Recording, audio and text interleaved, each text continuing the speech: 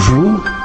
Pour moi, le défi que la diversité linguistique lance à notre société est un problème de santé publique. Ça vous paraît peut-être bizarre et je suis tout prêt à reconnaître que cette idée vient peut-être des longues années que j'ai passées à l'OMS. C'est un problème mondial de santé publique. Pourquoi ? Parce que le cerveau humain est programmé pour le langage. Quand un enfant atteint l'âge de 5-6 ans, un enfant qui n'est ni muet ni sourd et ne parle pas, on se dit c'est quelque chose d'anormal. Normalement, un enfant doit pouvoir communiquer avec son entourage. Eh bien, ma thèse, c'est que c'est la même chose au niveau de l'humanité. Les 6 milliards d'habitants de notre planète ont chacun un cerveau qui est programmé génétiquement pour qu'ils puissent se comprendre les uns les autres. Or, la réalité est totalement différente. Dans la grande majorité des situations interculturelles, les interlocuteurs se comportent en fait comme des aphasiques. L'aphasie, c'est la perte du langage.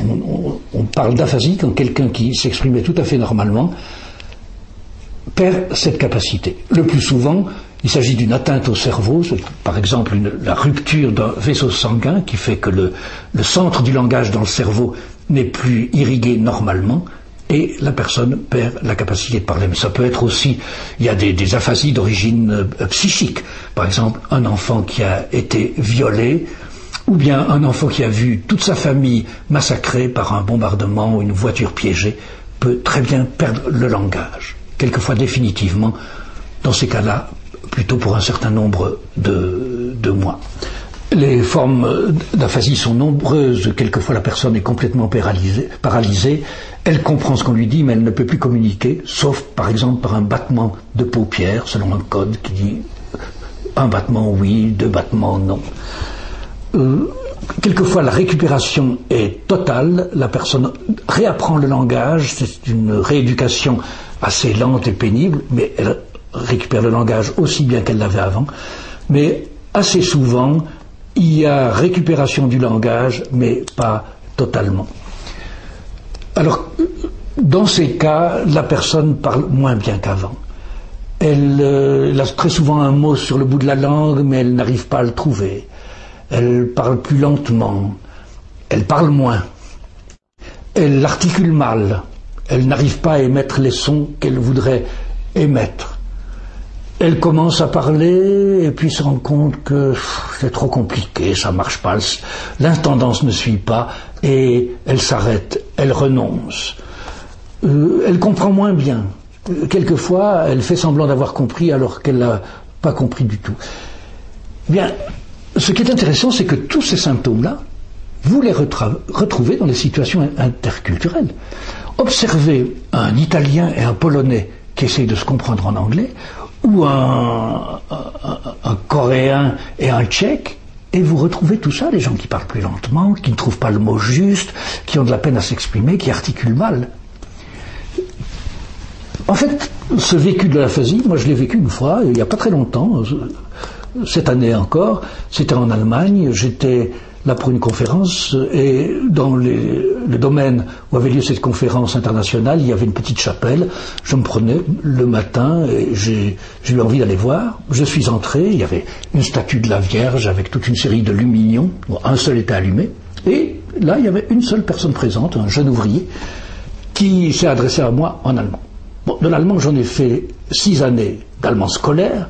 C'est une langue, j'en lis assez souvent, mais c'est vrai que j'ai peu l'occasion de le parler. J'ai pas compris ce qu'il m'a dit. Je lui ai demandé de répéter. Il a répété, j'ai pas compris. Il a répété une 2e fois, j'ai toujours pas compris. À la 3e fois, j'ai compris quelques mots qui m'ont permis de reconstituer sa phrase.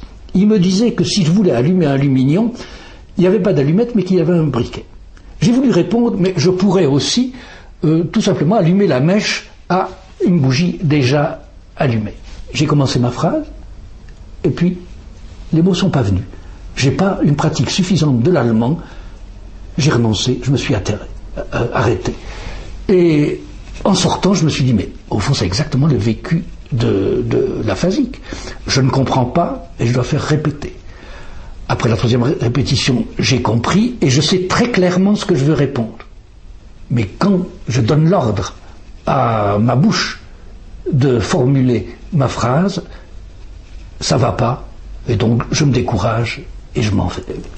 Ce genre de situation est extrêmement fréquente dans notre société, et ça montre que la société n'a pas réussi à s'organiser de manière à prévenir le handicap linguistique, ou ce que j'appelle l'aphasie, qui est de règle dès que nous sortons de notre milieu linguistique.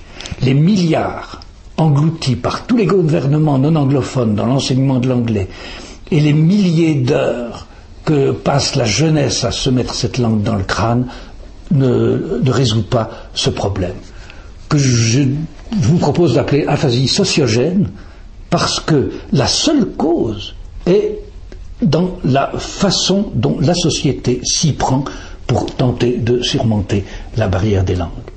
Ce qui me permet de dire ça, c'est que si on observe les différentes façons dont communiquent les gens de langues différentes, on se rend compte qu'il y a un petit segment marginal de l'humanité qui n'a pas ce handicap et qui n'a pourtant pas consacré des demi-douzaines d'années à se mettre dans le crâne une langue donnée. Ce moyen, qui est rapide, peu coûteux, efficace, si on le généralisait, pourrait rendre la parole à tous ces aphasiques que nous sommes dès que nous changeons de milieu linguistique. En fait, on peut très bien observer comment les choses se passent dans ce milieu et l'observer avec toute la rigueur scientifique voulue et faire des comparaisons, comme on fait toujours en science. Comparer comment la communication se déroule là par rapport à la situation très fréquente où on communique par baragouinage ou par geste, ou par un mauvais anglais, un globish, broken English, ou par le bon anglais, ou encore en faisant appel à des traducteurs ou à des interprètes. On peut faire ces comparaisons et on se rend compte à ce moment-là que ce que j'ai appelé l'aphasie sociogène n'est pas une fatalité.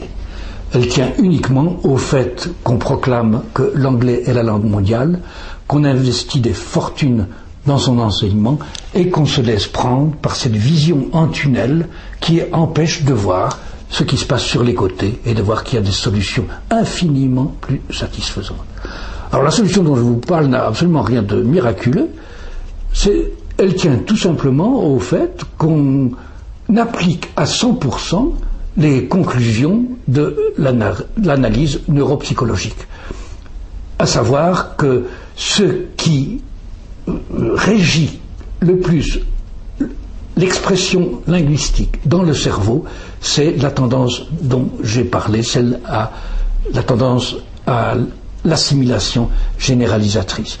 Quand vous respectez cette tendance à 100%, sans exception, eh bien, automatiquement, vous êtes à l'aise, puisque quand on fait ce qu'on est naturellement, génétiquement programmé pour faire, tout se passe beaucoup mieux que s'il faut inhiber le mouvement naturel par des centaines de milliers de réflexes conditionnés pour nous empêcher de faire ce qui nous vient à l'esprit tout naturellement. L'existence de ce milieu, qui est totalement délivré du handicap linguistique ou de l'aphasie sociogène, donc où il n'y a tout simplement pas de problème de communication linguistique, montre que on pourrait à long terme substituer cette méthode à l'anglais, qui a tous les inconvénients dont je vous ai parlé. La seule chose qui manque, c'est la volonté politique. Alors, de quoi il s'agit exactement ? Eh bien, je vous en parlerai en détail la prochaine fois.